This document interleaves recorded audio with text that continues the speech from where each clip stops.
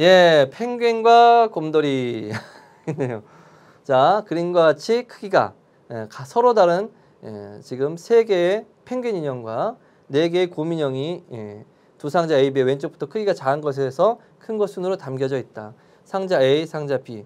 다음 조건을 만족시키도록 상자 A, B의 모든 인형을 일렬로 진열하는 것의 경우의 수를 구하시오. 자, 이 문제를 딱 보고서 여러분들이 생각이 들었어야 됩니다. 이게 같은 것이 있는 순열의 문제다라는 것은 떠올라야 됩니다. 그런데 좀 헷갈릴 수는 있겠죠. 자, 그렇게 해서 보세요. 같은 상자에 담겨있는 인형은 왼쪽부터 크기가 작은 것에서 자, 이렇게 있었다. 그렇죠? 펭귄은 이렇게. 곰돌이는 4개. 곰돌이는 2, 3, 넷 이렇게 있었어요. 자, 같은 상자에 담겨있는 인형은 왼쪽부터 크기가 작은 것에서 큰 것 순으로 진열한다. 왼쪽부터 크기가 작은 것에서 큰 것으로 이렇게 하라는 얘기네요. 이제 섞였을 때 이렇게 있다는 거죠. 그리고 이렇게 있다는 거네요. 네, 순서가 흐트러지면 안 되네요.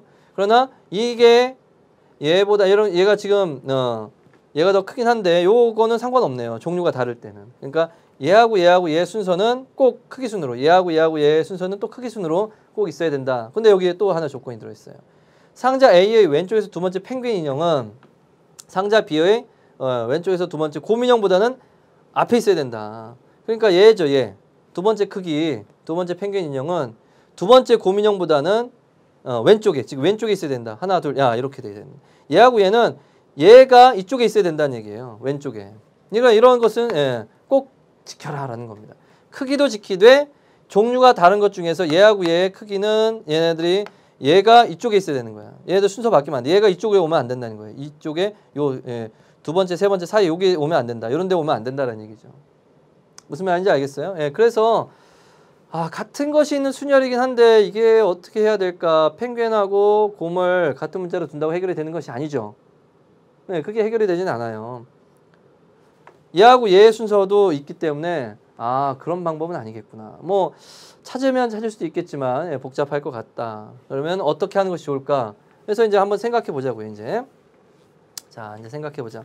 얘를 A1, 얘를 A2, 얘를 A3라고 하고 얘를 B1, B2, B3, B4 이렇게 합시다. 그래서 같은 종류가 있고 크기 순으로 이렇게 좀 해봤어요. 그래서 얘네들을 나열하는데 몇 개를 나열하는 거냐면 7개예요. 하나, 둘, 셋, 넷, 다섯, 여섯, 7개를 나열합니다. 여기 쭉 이제 인형을 나열할 건데 잘 생각해 보자고요.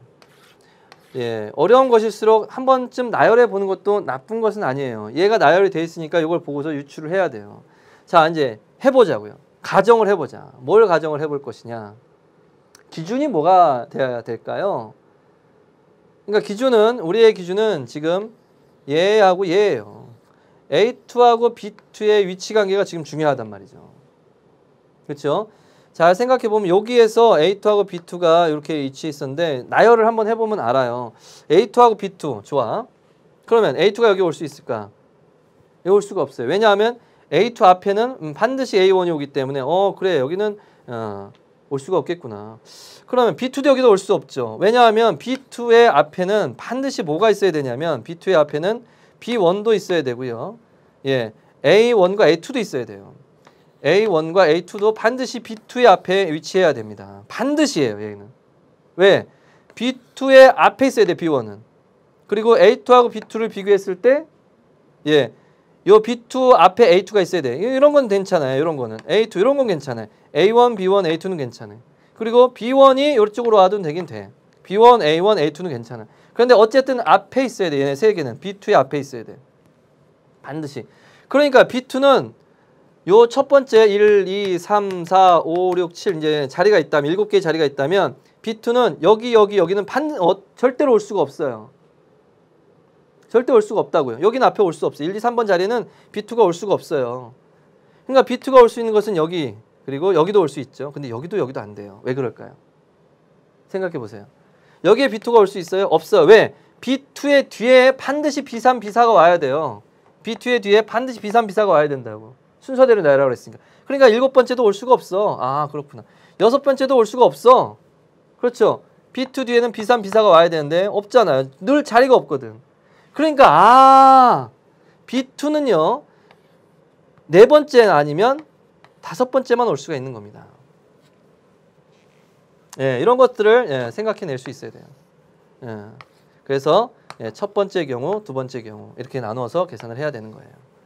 B2가 네 번째 자리에 오거나 B2가 다섯 번째 자리에 올 수밖에 없어요. 여기 올 수 없어요. 여기 올 수 없어요. 아, 여기는 올 수 있죠.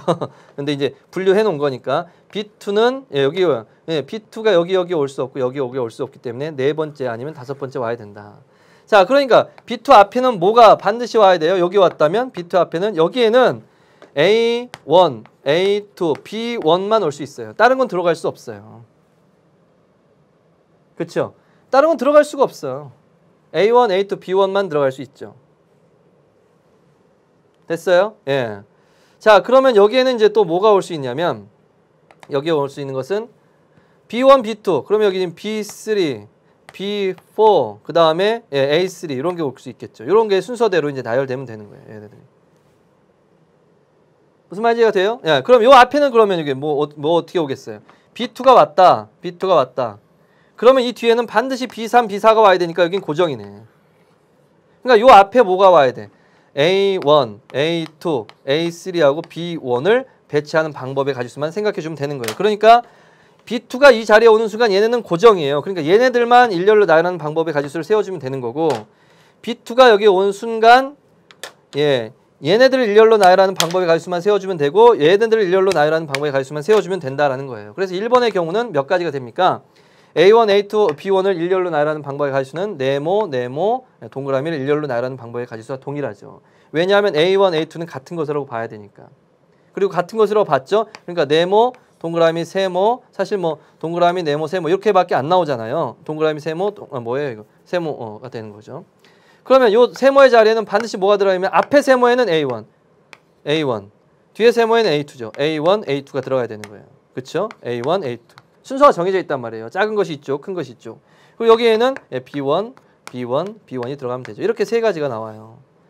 그 세 가지 중에 여기도 이제 마찬가지예요. B3, B4, A3을 일렬로 나열하는 방법은 똑같죠. 그래서 여기 세 가지, 여기 세 가지. 따라서 9가지가 된다. 1번의 방법에서는 9가지가 나온다는 거예요. 이것도 마찬가지죠. A3, B3, B4는 상관없거든요. 그렇죠? 예, 그리고 A3이 나왔으니까 B3, B4 이렇게 되는 거죠. 그러니까 요렇게 나열하고 요렇게 나열 수도 있고 요거로 될 수도 있고 요거하고 그렇죠? 요거니까 3, 3, 9 9가지가 된다는 걸 알 수 있습니다. B2가 네 번째에 올 수가 있다. 됐나요? 예, 이거 이제 궁금해서 이거 들어온 학생들 많을 거예요 아마. 해설지가 잘 이해가 안 될 거거든요. 분명히 그럴 겁니다. 자, 이렇게 돼서 이제 1번은 했고 2번은 어떻게 됩니까? B2가 오면 이 B3, B4가 반드시 와야 되니까 이걸 나열해야 된다. 따라서 A1, A2, A3, A4, B1을 나열하는 방법은 몇 가지겠어요? 네 가지밖에 안 되죠. 왜냐하면 4팩토리얼, 3팩토리얼이니까 이렇게 네 가지가 되는 거죠. 그래서 얘네들을 같은 것으로 보는 거예요. 그래서 세모, 네모 이런 식으로 해서 나열하면 되겠죠. 무슨 말인지 알겠어요? 그래서 예, 뭐 나열을 해봐도 알잖아요. B1 여기 있는 거, 여기 있는 거, 여기 있는 거, 여기 있는 거 이렇게 네 가지밖에 안 됩니다. 그렇죠? 예, 됐습니다. 그렇게 해서 다 찾아봤네. 그림도 다 그려봤어요, 선생님이 지금. 자, 그래서 이것을 분류하는 것이 이렇게 듣고 보면 굉장히 쉽지만 처음에 여러분들이 찾아가는 것이 어렵죠. 그래서 단서가 있다. 단서. 그래서 나열해 보는 것이 단서를 찾아가는데 매우 중요해요. 한두 개를 나열해 보고 과연 되나? 안 되네. 안 되네. 안 되네. 여기밖에 안 오네. 이렇게 찾아가는 게 이게 쉬운 일이 아니거든요. 무슨 말인지 알겠죠? 예, 그러니까 되도록이면 여러분들 답지를 보지 말고 생각을 해야 이런 것을 유추하고 찾아낸단 말이에요. 답지를 보면 여러분들 이제 왜 이렇게 쓰여 있는가 이거에만 집중한단 말이에요. 사고력이 늘겠어요? 절대로 안 늘어요. 그렇게 해서는 좋은 공부 방법이 아니죠. 자, 그래서 이렇게 해서 이걸 나열하는 방법은 네 가지가 되기 때문에 곱하면 안 돼요. 따로따로 이런 경우 배반 사건이잖아요. B2가 여기 오는 경우하고 B2가 여기 오는 경우는 동시에 일어날 수 있는 것이 아니죠. 그래서 이렇게 이런 사건과 이런 사건이 일어나는 거니까 더하는 거예요. 그래서 13가지가 된다는 걸 알 수 있습니다. 자, 이렇게 해서 여러분들 찾아내면 되겠습니다. 예. 실제로 이렇게 한두 번씩 해보면 규칙을 찾을 수 있다는 것을 여러분들이 알 수 있었을 겁니다. 자, 27번 됐고요.